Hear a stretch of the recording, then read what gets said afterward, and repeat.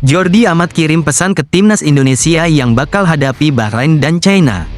Jordi Amat memberikan pesan kepada pemain timnas Indonesia yang akan menjalani laga melawan Bahrain dan China. Tantangan semakin berat bagi timnas Indonesia karena semua laga tersebut digelar di kandang lawan. Oleh sebab itu, Jordi Amat berpesan agar pemain memberikan yang terbaik untuk bisa membantu timnas Indonesia meraih hasil positif melawan Bahrain dan China. Dua laga ke depan sangat penting. Kita akan menjalani pertandingan tandang dan kita membutuhkan performa luar biasa lainnya, kata Jordi. Jordi Amat sebelumnya tak bisa tampil pada dua laga timnas melawan Australia dan Arab karena mengalami cedera. Kabar baiknya, pemain berposisi sebagai bek itu mengaku proses pemulihannya berjalan lancar. Bahkan, Jordi Amat mengaku bahwa pekan ini sudah bisa mulai kembali berlatih. Pemulihan berjalan dengan baik, pekan ini saya mulai kembali ke lapangan bersama tim. Terima kasih untuk doa dan dukungan dari semua penggemar, ucap Jordi Amat. Martin Paes mulai rebut hati supporter timnas Indonesia. Kiper Eropa yang tolak tawaran STY kini menyesal. Di saat supporter timnas Indonesia sudah mulai jatuh hati dengan Martin Paes, tiba-tiba saja kiper Eropa yang pernah tolak tawaran Sinteyong ini menyesal.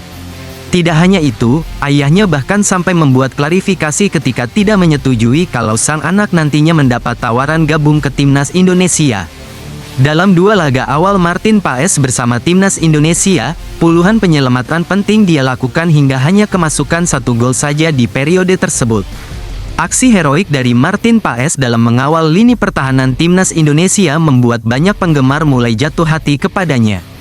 Namun, di tengah banyaknya pujian datang untuk Martin Paes, tiba-tiba saja ada salah satu kiper Eropa yang mengutarakan jika ia menyesal pernah tolak timnas Indonesia.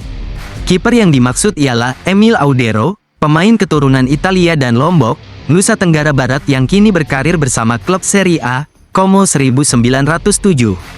Namun, saat itu ayah dari Emil Audero yakni Edi Mulyadi secara keras menolak apabila ada tawaran yang datang kepada anaknya untuk memperkuat timnas Indonesia. Mimpi kali, kalau Emil ingin bermain di Piala Dunia ya harus diambil di sana, Indonesia lolos Asia saja enggak, apalagi Piala Dunia, enggak usah, apa sih penghargaannya di Indonesia, kata ayah Emil Audero beberapa waktu lalu. Tak lama setelah itu, tiba-tiba saja Edi Mulyadi membuat pernyataan dan seolah menyiratkan kalau dia saat ini sudah memberi restu apabila Emil Audero gabung timnas Indonesia. Saya pribadi bukan tidak setuju ya, kalau zaman Pak Erick Thohir sekarang, beliau orang yang sangat serius di sepak bola. Bukan saya underestimate ya, tapi, apa betul mereka benar-benar mau mengangkat sepak bola Indonesia? Tapi, di periode beliau sekarang semua kemungkinan bisa terjadi, paparnya.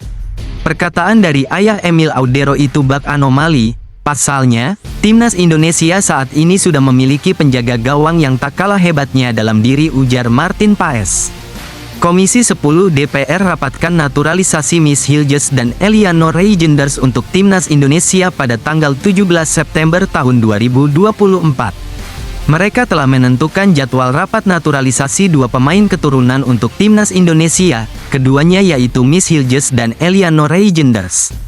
Wakil Ketua Komisi 10 DPR, Hetiva Syaifudian menyatakan bakal membahas naturalisasi Hilges dan Eliano pada Selasa, tanggal 17 September tahun 2024, di Gedung DPR, Jakarta.